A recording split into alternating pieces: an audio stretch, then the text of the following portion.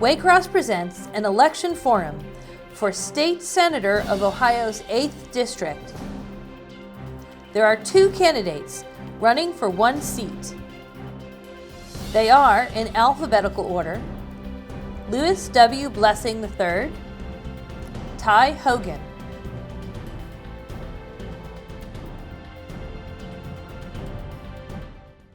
Good evening, I'm Kurt Radel and this is Election Forum. I'm from Waycross Community Media, the Government Programming Coordinator. Voting is Tuesday, November the 5th. Early voting starts October 8th. The last day to register or update your name or address would be October 7th. To get details on that information, go to votehamiltoncounty.gov. Now, if you're watching this program live tonight, October 1st, we have a couple ways for you to connect with us. Local residents are invited to submit their own questions to candidates by email. That email is live@waycross.org. That's live@waycross.org.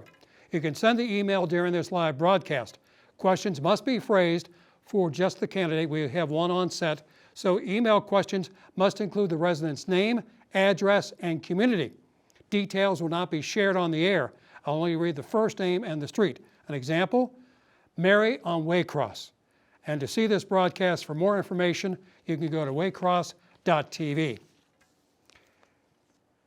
Mr. Ty Hogan is in our studio at our panel today. Mr. Lewis Blessing III could not be with us this evening, so he has pre-recorded his 2-minute statement, and we will hear that statement now. Hi, my name is Lewis W. Blessing III, and I'm the incumbent and Republican candidate for the 8th Senate District. I'm a lifelong Colerain Township resident where I live with my wife Heather and our 3 boys, Louie, Jimmy, and Jonah. I'm a licensed professional engineer, and I continue to work designing circuit boards and writing software for Super Systems Incorporated. I'm running to continue my work in 3 important areas: affordable housing, property tax reform, and reducing corporate welfare. Many people struggle with the cumulative effects of inflation, so reducing the largest cost drivers increases real wages and improves financial security for everyone. In my time in office, I have become a leader on housing policy. I have championed measures to increase housing supply and been a trailblazer introducing legislation to stop Wall Street from buying up single-family homes and robbing families of the opportunity to become homeowners and build intergenerational wealth. Property taxes have risen significantly, and I've introduced legislation to provide relief without negatively impacting the great schools and communities in our district, earning the support of the same schools and local governments, unlike other proposals. One of my bills targets relief for families, irrespective of whether they're homeowners or renters, and I would pay for this by ending Ohio's most egregious examples of corporate welfare. As arguably Ohio's most bipartisan senator, 70% of the legislation that I've introduced has Democrat co-sponsors. Moreover, even though I'm a Republican, no Democrat has voted against legislation that I have sponsored. As your state senator, I will continue to fight for everyone in Hamilton County, and I'd be honored to earn your vote once again. Thank you. Mr. Hogan, welcome. Thank you for being here this evening. Now we begin with your 2-minute opening statement. Thank you, Kurt. Let me start by thanking Waycross for hosting this event. Informed voters, that's what matters. Conversations like this impacting every aspect of our life. And on the voters, thank you. Thank you for listening. Thank you for doing your research. A big part of what I'm going to talk about tonight is choosing people over parties. And it's conversations like this and opportunities like this that I think will help you make the right decision on November 5th. And last but not least, I want to thank my opponent, Lewis Blessing, for taking the time to be here. Oh, wait, he didn't. He didn't take the time to show up. And over the past 23 weeks, he hasn't shown up at anything that we've attended, all of the events like this. And I think you've got to start asking yourself, if he doesn't show up for you, why should you show up for him? But I want to give you reasons to vote for me, not to vote for him. Reason number 1, I'm a Marine Corps veteran, a reconnaissance Marine. And it was an honor to serve. I served 2 years overseas, and I brought all my Marines home and I know I made a difference in the world. And the path that led me to the Marines, once upon a time, I was a trader on Wall Street, and living and working by ground zero eventually just broke me down, where I couldn't be there while others were serving, risking everything for justice. And that's what led me to the Marines. Another reason to vote for me, I'm a professor at the University of Cincinnati. I teach economics. I'm an economics instructor. I put bearcats to sleep for a living. No, I won a very prestigious award. I love UC. Another reason, I'm a business owner. I climbed the corporate ranks at Fort Washington, managing assets, and simultaneously created a business, a multi-million-dollar real estate company. But last but not least, I'm a husband and I'm a father. And this election is for the future of Ohio, my son's future. Now we begin with a 2-minute question. What's unique about your skills and experience that would bring you to wanting to be a state senator? Yeah, great question. Number one, economic expertise. As I mentioned, as a professor of economics at UC, I have a master's in economics from Fordham University. I also have a master's from Harvard's Kennedy School of Government, because once I decided that I wanted to run for office, I said, I want to be the best politician I can be. So I resigned from my high-paying corporate career and I pursued this seat because Ohio needs better leaders. And of all the things that matter most, the economy is number one. And Ohio's economy ranks 39th, the 11th worst economy in the United States. I don't blame that on the Ohio people. I blame that on our leaders. Kurt, you ask about unique skills. In addition to economic expertise, leadership. I've led in every aspect of my life. As a Division I college football player at Fordham, I led on the gridiron. I led on the trading floors through the most turbulent time in our financial industry's history and was trusted and promoted by Merrill Lynch and Bank of America. I've led at nonprofits, as I do now, on the board of 3, American Endowment Foundation, helping advance philanthropy, Honor Flight Tri-State, serving elderly veterans, and Magnified Giving, helping children advance philanthropy. I lead in my business. I lead in the classroom. In every example of my life, I have been a leader. And I think about what makes the best politicians. I want economic expertise. I want business expertise. And I want the ability to lead and do the right thing. Because and I'm sure you don't either, don't see enough people in Columbus who are acting in our best interest. I see a lot of individuals, like my opponent, serving themselves. So Hogan, what do you think the top 2 issues are facing Ohio and the 8th District? Mm-hmm. Number one, beating a dead horse, but the economy. The 11th worst economy in the United States. Think about that. Think about how real those consequences are. We see it in our wages, inflation out of control. But states like Ohio get hurt worse than others because we can't keep up from a wage standpoint. I look at so many jobs, not jobs, careers, high-paying careers that are going to Tennessee, that are going to Texas. Some are going next door to Indianapolis. Those are our jobs. Those are our opportunities. And somebody has to start fighting for those. Number one, the economy. Number 2, corruption. I don't know how Ohio can go through the largest corruption scandal in the history of the state and not one piece of legislation has been passed to combat it. Remind me again the definition of insanity. Actually, I do know why. Because we don't have leaders who are willing to stand up and bite the hand that feeds them. When you have individuals who are controlled by political parties, by special interest groups, by corporate PACs, nobody does the right thing.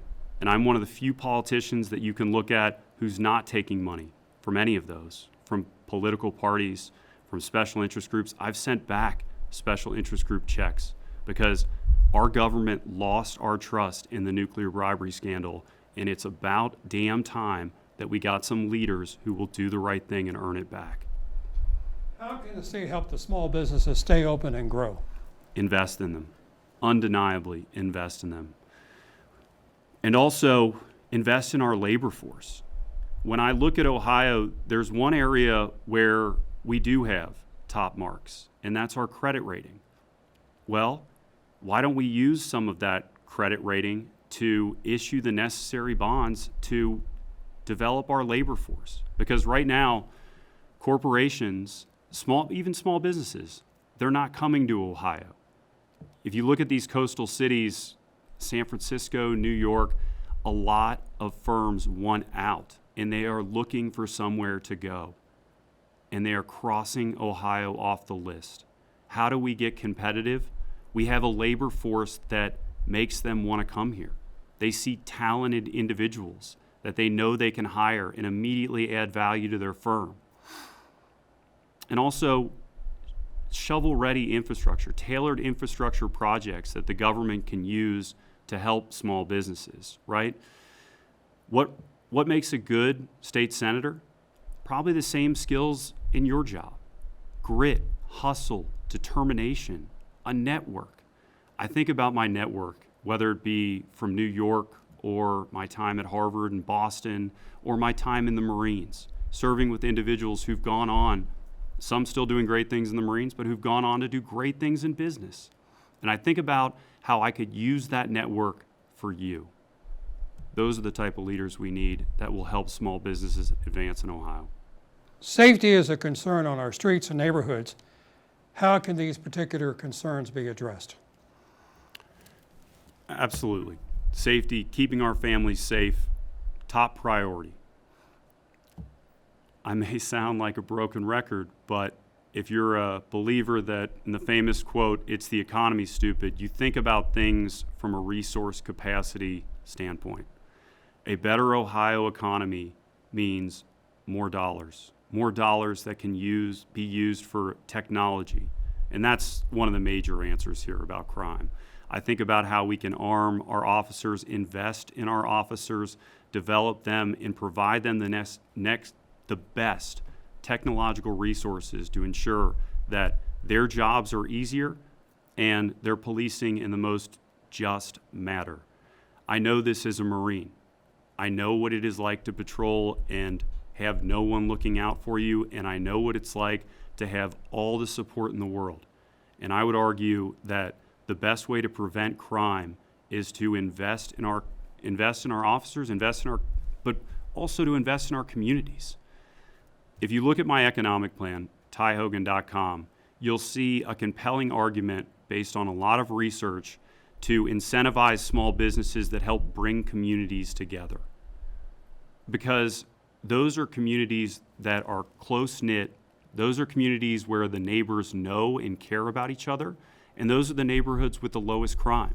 So it's a creative solution to the problem, but more ways to bring communities together so that they spend time together and they feel that sense of community. And also helping youth who I believe idle hands are the devil's playground. Getting those individuals, those young individuals who need to choose between doing the right and wrong thing, going to community centers with the resources that they want to be at. If you are elected, what are your goals for the next 2 years? Well, if we're brutally honest, it's going to be tough. It's going to be very tough, and I know that because there is a bulletproof majority in the Ohio Senate and the Ohio House for that matter. But I think that we start to chip away at it. And I also think that issue one, there's no silver bullet for all the issues that we talked about in Ohio, whether it be a trailing 11th worst economy, rampant corruption that nobody's had the courage to stand up and fight. But I do know that issue one is going to provide a silver bullet for more competitive elections. And more competitive elections mean more individuals like me will come out and run. And then you'll have better leaders and you'll have better outcomes for Ohio. What are you most proud of in the state of Ohio? Being from Ohio. It's my home. I left it for 15 years in New York, in the Marines, abroad. Ohio has a gravitational force. I always knew that all roads for me led back to Ohio. I'm just so proud because I grew up in Claremont County, And I know the type of individual and the work ethic and the drive. You don't see that elsewhere. And you don't see the nobility. I mean, I've lived on the West Coast, I've lived on the East Coast, and there are no better people on this planet than in Ohio. And despite our current troubles and our poor leadership, I will always be damn proud to be an Ohioan. The police and fire departments are facing funding and staffing issues. How can the state help them? Dollars, resources, right? Invest in them. That's number one. I also think that, I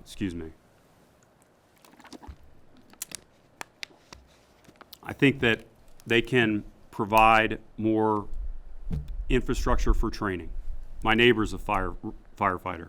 I almost said retired, but I think that's coming up. I think about what he has told me and the support that he gets from the state. I think about just how much it would mean if a state senator showed up at his firehouse. You know, that doesn't happen. But I know that I would be that type of leader because I know how I've always led. And I also know that over the past 23 weeks, one of the biggest sources of pride in this campaign is my team and I, and God love my team. They're so hardworking. And a majority of them are former students of mine from UC. They're Marines that I serve with, and they're just so passionate because they believe in me and they believe that I can lead Ohio to a better future. But we've showed up at almost 23,000 doors. Almost. That's insane. Anybody who's put hand to door knows how impressive that figure is.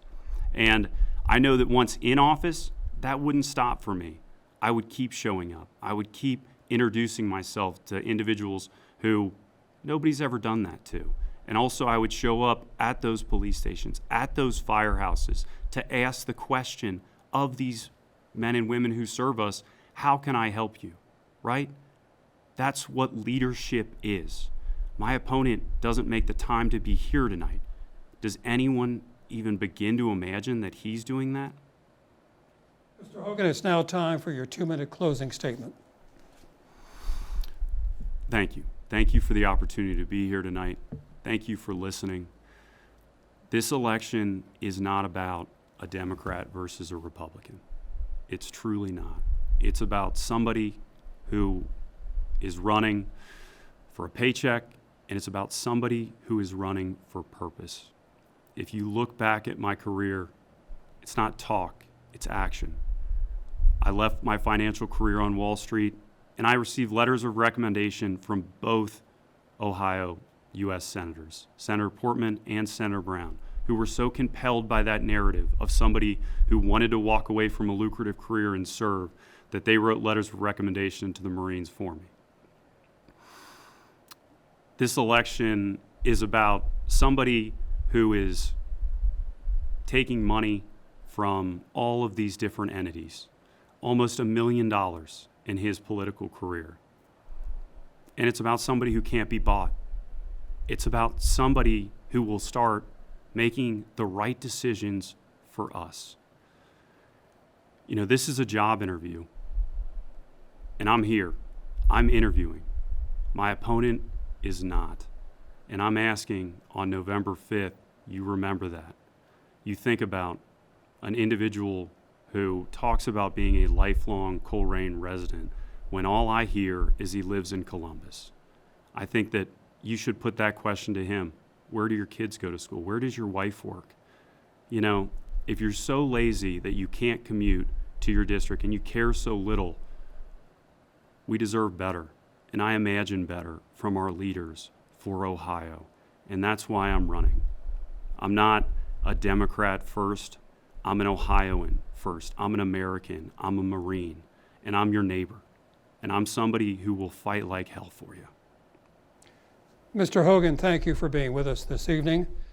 To see this broadcast or other election forums, simply go to waycross.tv. I'm Kurt Radel, Waycross Community Media. We'll see you next time.